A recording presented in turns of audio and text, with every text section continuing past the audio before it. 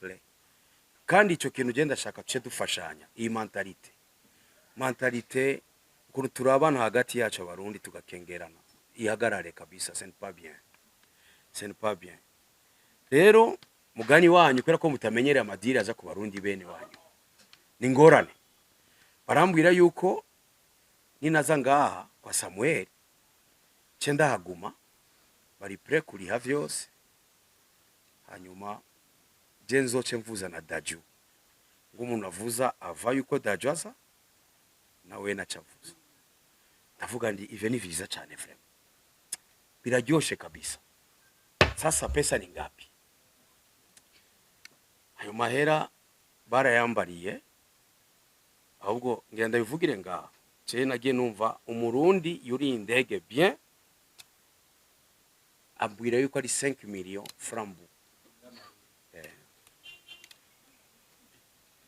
Bon. Ndavuga concert VIP ngo VIP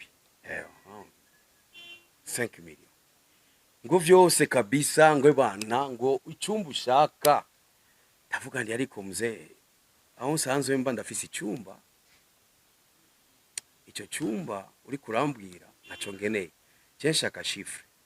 ayo n'amafaranga ya transport cyangwa n'amafaranga ya rafraîchissement. Ati no diri ya bien, twiyigisha abarundi kumenya value.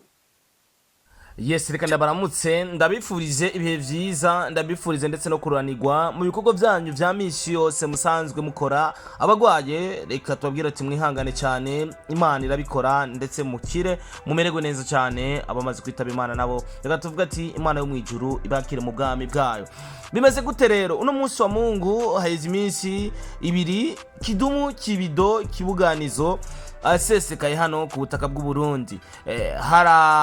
Yarakiriwe n'abamenyesha makuru batandukanye kuvuga cy'indege, amazi kwakirwa n'abamenyesha makuru dufatiye hihuta twerekereza kuri Samuel's Hope Hotel neza na neza mu Nyabugete. Twakoze conference de presse turi kumwe na Kidumu Kibido na cyane mu kwamamaza show yabaye ku munsi wejo, ndetse ni hotel nziza cyane iri neza na neza mu Nyabugete. Mu majambo amwe novuga yuko yagiye arabazwa Kidumu ndetse na yagiye aravuga hibonekeje ibintu novuga yuko sijambere vyibonekeje, na niyo mpamvu mvuzatireka ngaruke amwe mashira hamwe mu Burundi. Hariho amwe mu mashira hamwe novuga yuko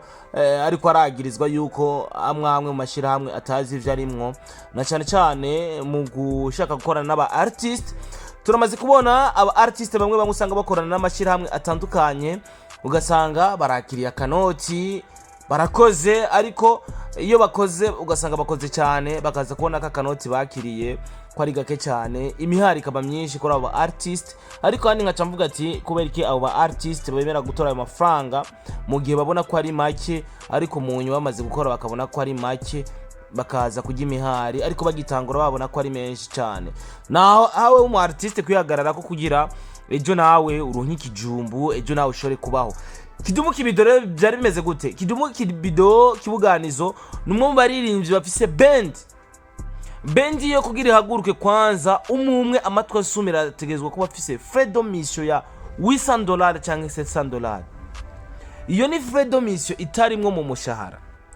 Band yiwe barazananye ndetse mu ndege bari kumwe, abarihira ama déplacement akaca bakubitana freedom mission ya $800 cyangwa $700 kugira igikorwa gitanguye hama akaza kubariha mu nyuma. Bisigura yuko Kidumu Kibido ari kumwe na band yiwe barazimvye kandi bategerezwa kuzimba kubera ko barashoboye. Kubera ko bagize iki barashoboye. Kidumu Kibido rero yagerageje kwerekana akababara imbere y'abamenyesha makuru, na cyane kugira ubutumwe bushikire ba bantu bamurondera fois passé ashobore kuza muri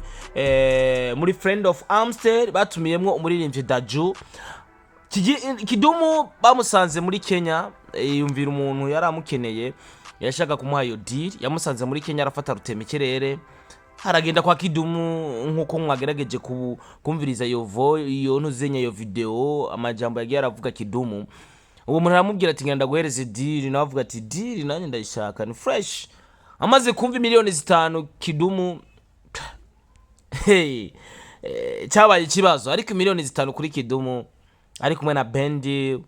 aho ndibaza ngana nagasuzuguro kaba kari nk'undi ariko icyo kintu ndakizanye kubera iki reka ndabibutse kuri Natasha Ngendabanga amazuwe kurondegwa kabiri gakurikirana na Brarudi kandi Brarudi kakijya umuhari kuko Natasha azimvye ubundi abaririmbyi bategerezwa kuzimba kubera ko nivyo bakora biba bizimvye uno munsi Natasha Ngendabanga yarayakwije umuriyoni w'ama views ku ndirimbo yiwe yakoranye na Calligraph n'indirimbo imeze fresh video nziza kandi yakorewe muri Kenya vyatwaye amafaranga menshi cyane kugira iyi ndirimbo ije hagaragara featuring urayiri amahera menshi video urayiri amahera menshi kubera ikintu nutozimba tegerezwa kuzimba kubera kuri kurakora ibintu byiza cyane uri kurakora ibintu binazimvye Natasha muri 2019 yararondewe na Brarudi ashobore kuba brand ambassador kuba brand ambassador ikintu kiba coroshe urakora amahera yabasavye barayamwimye bongera baramurondera kandi muri music yeruka kuba naho nabapfa amafaranga murabizi ko na Dramati muri music yarondewe bapfa amafaranga atashoboye kujamo murabazi ko brand ambassador ari Kiriku Double J Bface on the floor Baistanish urumva baramurondeye nubu Natasha Ngendabanga arabankira ntiyabanki yarabemereye ariko bapfa amafaranga bamwe bakavuga ati uyo muntu yagiye muri Kenya kuraba Kidumu petetre ari umukomisiyoneri kuko noshobora kumbwira Kidumu ko shobora kumuha miliyoni 5 Brarudi nishira hamwe twemera kandi ritanze amaherera yatanga bazanye Timaya bamuha akayabuka amafaranga bazanye Daju amafaranga bamuhaye n'umurengera none kubera ko ushobora guha amafaranga y'umurengera umuntu ukacimushira hamwe n'umuntu waye miliyoni 5 ivyo bintu rero biriko biribonekeza ari amashirahamwe mwamwe sinovuga ngo aratanga amahera ariko